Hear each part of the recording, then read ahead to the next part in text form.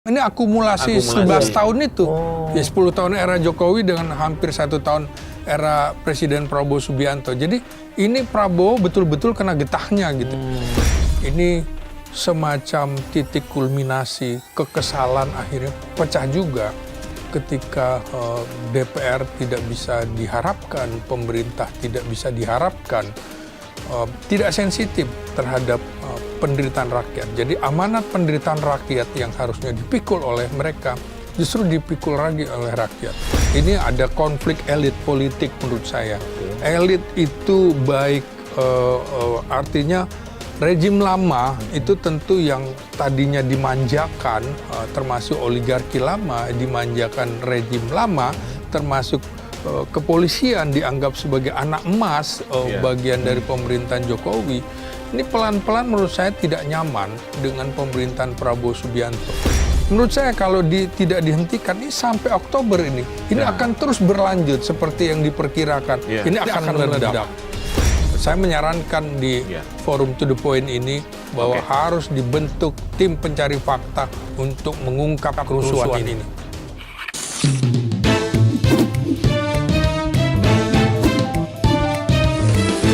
To The Point aja. Perjuangan masyarakat dan juga mahasiswa kemarin sempat menggelora di seluruh Indonesia. Namun, alih-alih memperjuangkan apa yang menjadi tuntutan dan cita-cita mulia, disusupin oleh oknum-oknum yang berakhir kepada hal-hal yang tidak diinginkan. Apa sebenarnya yang terjadi di sana? Kali ini To The Point bersama seorang pengamat politik dan juga militer yang tentu akan berbagi tentang pengamatannya selama ini. Apakah ini mengandung unsur penyusupan atau mungkin ada aktor-aktor intelektual di balik aksi ini. Saya Lukman Hanafi. Saya Pung Purwanto. Dan narasumber kita. Saya Slamet Ginting. Bapak Slamet Ginting. Selamat datang Pak Ginting di To The Point aja. Sebelum kita mulai Pak, ini To The Point aja, jadi ketika ngobrol di sini tidak boleh ada yang ditutup-tutupi. Kita sepakat ya? Oke Pak, langsung saya bertanya Pak. Ini kemarin ketika aksi kan mulai dari tanggal 25 ya. 25 masih aman-aman. Terus waktu itu dilanjut ada aksi-aksi tapi tidak terlalu besar. Terus 28 mulai lagi. Di situ ternyata menjadi puncak meledak. Dan tidak seperti yang kita bayangkan, ternyata menjadi kehebohan yang luar biasa dan ada kerusakan di mana-mana. Apa sebenarnya Pak dari yang Bapak lihat? Ini murni jadi unjuk rasa memperjuangkan tuntutan-tuntutan dari rakyat kecil atau sebenarnya ada oknum-oknum yang bermain di sana Pak? Ya ini sebenarnya situasi yang tidak bisa kita nilai dari 10 bulan pemerintahan Prabowo Subianto. Jadi ini dampak dari 10 tahun pemerintahan rejim lama yang itu kemudian pecah di era pemerintahan Prabowo Subianto. Jadi kekesalan publik itu semakin mengemuka ketika Prabowo menjadi New Hope, harapan baru, ternyata belum bisa terlalu diharapkan. Memang tidak adil memberikan penilaian seorang presiden dalam 10 bulan, itu nggak adil. Tapi memang momentum menjelang 1 tahun pemerintahan Presiden Prabowo pada Oktober nanti, 20 Oktober, itu juga mau tidak mau, publik mesti memaksa dalam tanda petik harus ada perubahan-perubahan signifikan sesuai dengan yang dikampanyekan Presiden Prabowo Subianto. Jadi situasi di mana buruknya ekonomi itu justru menimpa rakyat dan itu akibat salah kelola 10 tahun pemerintahan yang lama, dampaknya sekarang. Mengapa pemerintahan lama? Karena memang dalam sejarah reformasi kita itu indeks demokrasi kita paling buruk justru di era pemerintahan Presiden Jokowi. Terus juga indeks korupsinya juga sangat-sangat memprihatinkan, sehingga OCCRP, Organisasi Wartawan Investigasi Internasional, memberikan semacam predikat buruk bahwa Presiden Jokowi adalah salah satu pemimpin terburuk di dunia. Jadi ini dampaknya. Jadi proyek mercusuar yang ugal-ugalan akibatnya sekarang. Sekarang makanya ini semacam titik kulminasi kekesalan akhirnya pecah juga ketika DPR tidak bisa diharapkan, pemerintah tidak bisa diharapkan, tidak sensitif terhadap penderitaan rakyat. Jadi amanat penderitaan rakyat yang harusnya dipikul oleh mereka justru dipikul lagi oleh rakyat. Kita tahu misalnya tidak masuk akal tunjangan 12 juta beras 12 juta untuk anggota parlemen. Sementara gaji-gaji kita beras aja tanggungannya ada di situ. Pajak kita juga di situ. Nah, ini pajak juga dibiayai oleh negara.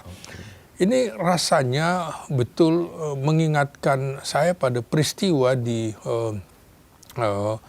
Prancis dulu, di mana Menteri Keuangan siapa Siluet itu ya, itu yang kemudian membuat Prancis hancur-hancuran karena rakyat dipajaki begitu.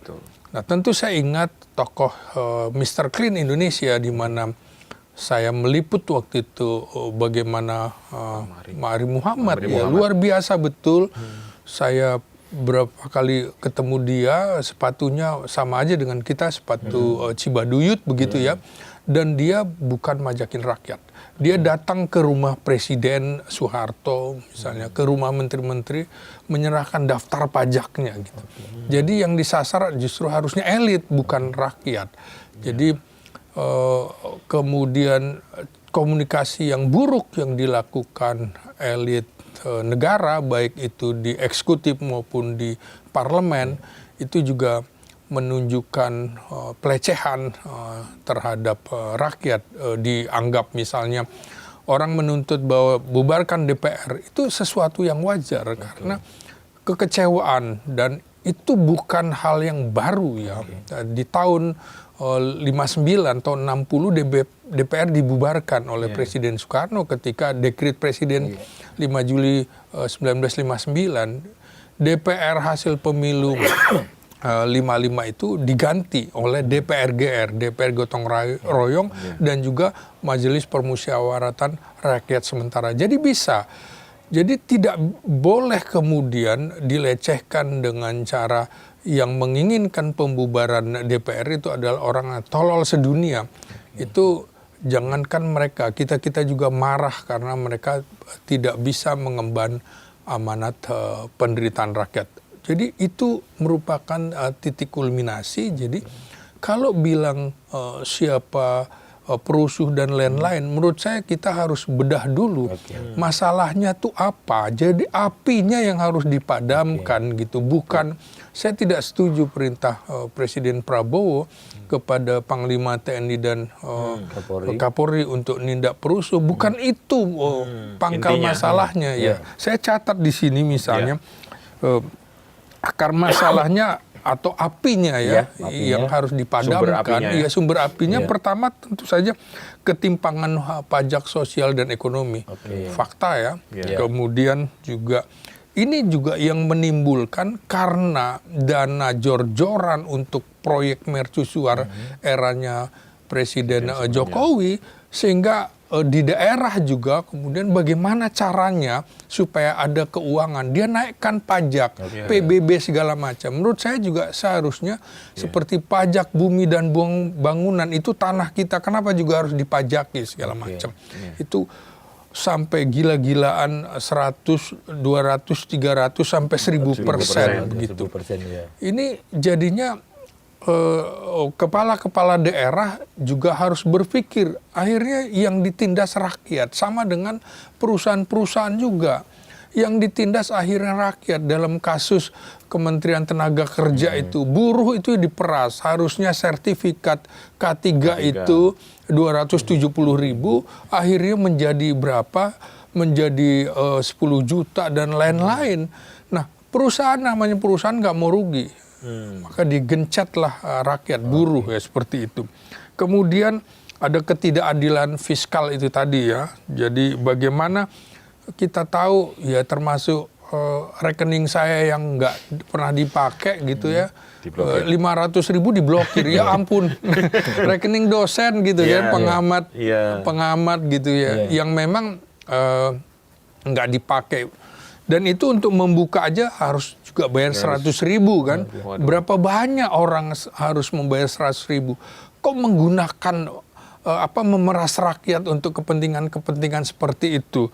Lalu tentu saja ada pembagian alokasi dana APBN yang tidak proporsional ya, yang mengakibatkan APBD juga ancur-ancuran di daerah.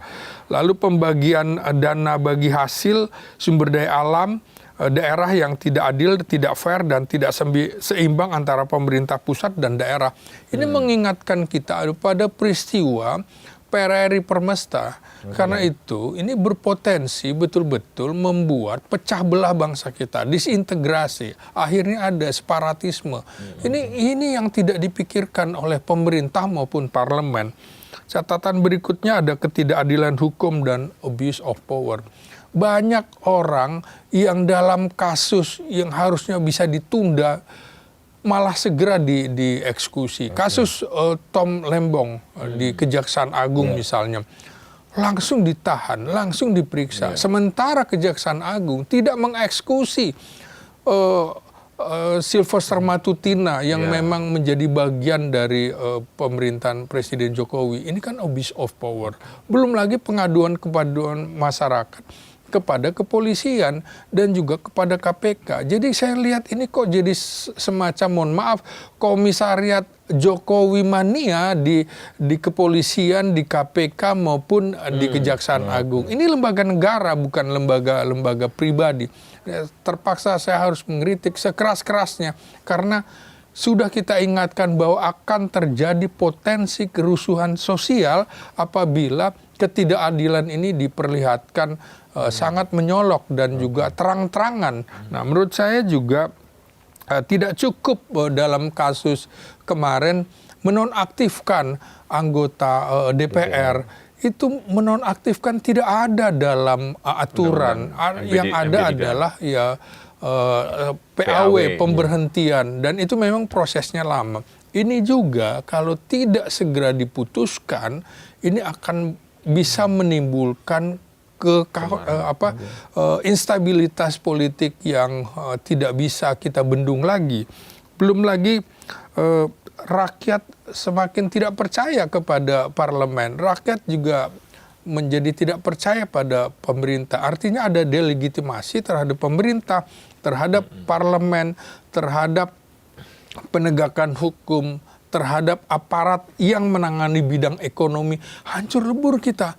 Jadi jangan kemudian kita menyalahkan pihak-pihak lain. Menurut saya pemerintah harus introspeksi, parlemen juga harus introspeksi, bukan kemudian menuding kemana-mana seperti